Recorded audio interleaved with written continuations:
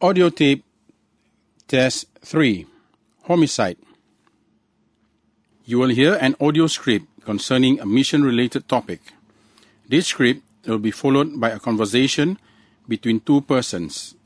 This conversation will relate to the script. You will hear the tape only once.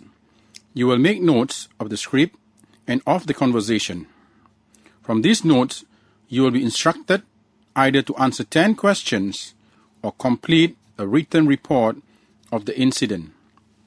Good luck.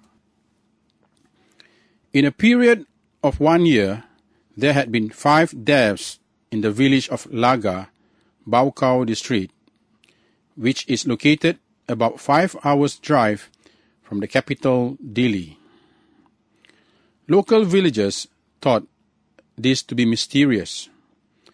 The circumstances surrounding the death of the 3 males and 2 females made the villagers believe they were caused by witchcraft and black magic.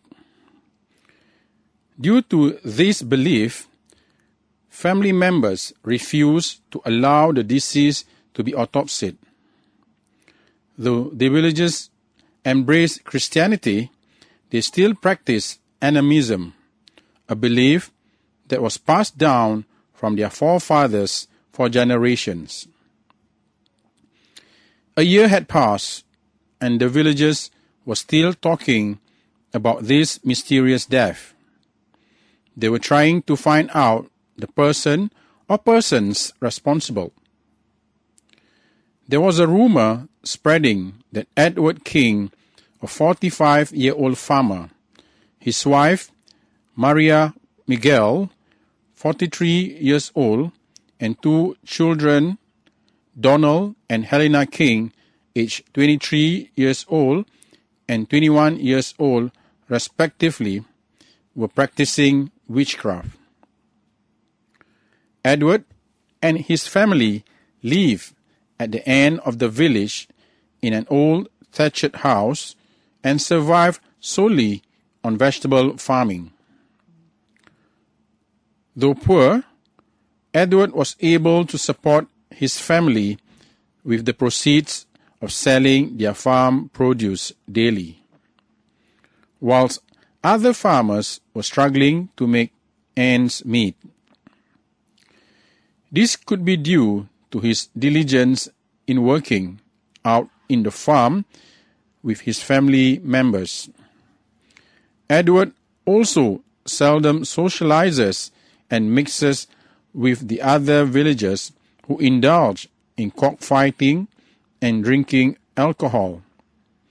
Edward King would only meet the villagers once a week during the weekly church service.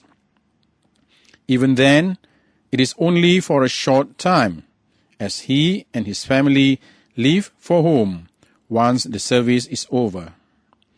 Without realizing it, this has created a greater suspicion of him and his family. A few months ago, the youth wanted to confront Edward, but they were stopped by the village chief, who felt that there was no evidence to suggest that Edward and his family were practicing black magic. Although the plan was intercepted by the village chief, the youths still intended to confront the family. One evening, on the eve of Christmas, whilst Edward and his family members were having dinner, they were interrupted by a loud banging on their door. Donald King rose from the dinner table to open the door. As he opened the door, he saw a group of 7 people outside his house. All of them covered their faces with black masks and dashed into the house. The first person to enter was believed to be a man about 1.75 meters tall, with a coarse voice and a black tribal tattoo on the right forearm. He took a machete and slashed Donald's head. As he raised his machete, he yelled, "If my dead brother cannot celebrate Christmas this year, neither will you and your family." The machete landed on the right neck of Donald, and he fell to the floor. The group then rushed into the house and started to attack and brutally slash Donald and his family.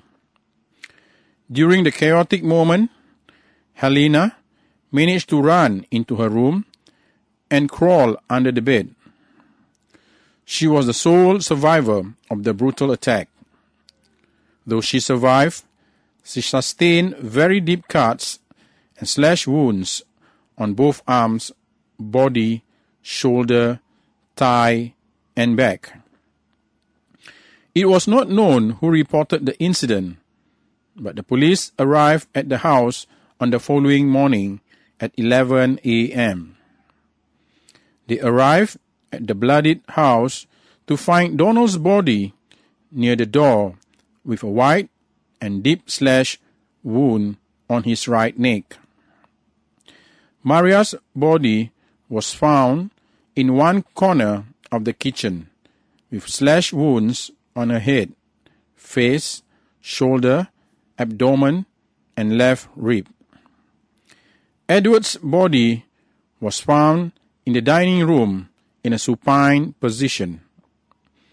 There were 15 stab wounds on his chest. His neck was almost severed. There were slash wounds on his right thighs, legs, arms, face, and abdomen. The police found Helena still hiding under a bed in the only bedroom. She was found crouching with both eyes wide open. She was trembling and traumatized. She was not able to respond to the questions posed by the police officer, Anpol Gilbert Smith. She was immediately given medical attention and conveyed to the hospital. Police are still investigating the case as there were no eyewitnesses except for Helena, who is still traumatized by the incident. You will hear the conversation between Baucau District Commander and Anpol Gilbert Smith shortly. Good morning, Gilbert. I heard we had a serious homicide case in the village of Laga last night. What happened? Yes, sir. It was a strange case. There had been 5 mysterious deaths in Laga in the past year, 3 males and 2 females. The villagers believe the deaths were caused by witchcraft and black magic. Were autopsies carried out on any of the victims? No.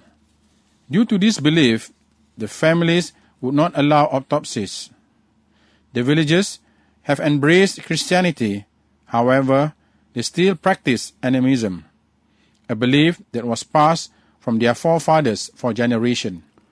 Was there any suspects? No, sir. But the villagers were still talking about the death and trying to find out who was responsible. There was a rumor that Edward King, a 45-year-old farmer, his wife, Maria Miguel, aged 43 years old, and his children, Donald and Helena King, aged 23 years and 21 years, were practicing witchcraft. They live at the end of the village in an old thatched house, and they survive from vegetable farming. What happened with this family?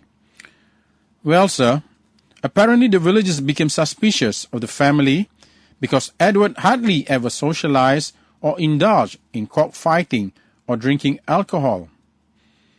They were also suspicious because while other farmers struggled to make ends meet, Edward was always be able to support his family from the proceeds of the farm produce. Even at church, Edward and his family would leave straight after the service. Oh, is this the family the youth wanted to confront a few months ago? Yes, sir. If you will remember that at that time, the chief village stopped the youth because he thought there was not enough evidence to suggest that Edward and his family were practicing black magic. Although he stopped the youth, apparently they still intended to confront the family. So, what happened last night on Christmas Eve of all nights? Well, sir, according to Helena, who was the only survivor, the family was having dinner when they were interrupted by loud banging on the door. Donald opened the door and there was a group of 7 people outside. They all covered their faces and ran into the house. Helena said the first person appeared to be a male about 1.75 meter tall, with a coarse voice and a black tribal tattoo on his right forearm. What happened then? Well, sir, the male took a machete and slashed Donald's head.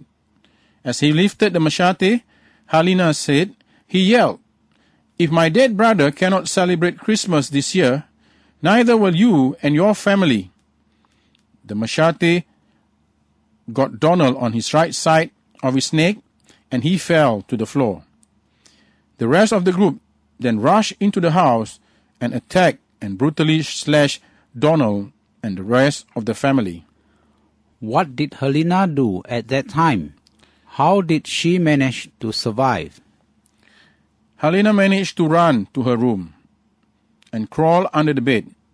Before she did, though, she sustained a very deep cut and slash wound on both arms, her body, shoulder, thigh, and back. Who reported the incident? We don't know who reported it. The person remained anonymous. When did police get there?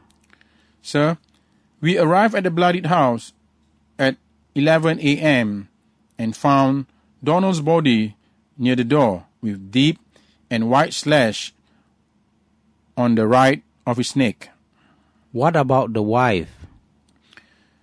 Maria's body was found in the corner of the kitchen with slash wounds on her head, face, shoulder, abdomen, and left rib. Edward's body was found in the dining room in a supine position. He has 15 stab wounds to his chest and his neck was almost severed. He also has slash wounds on his right thighs, legs, arms, face, and abdomen.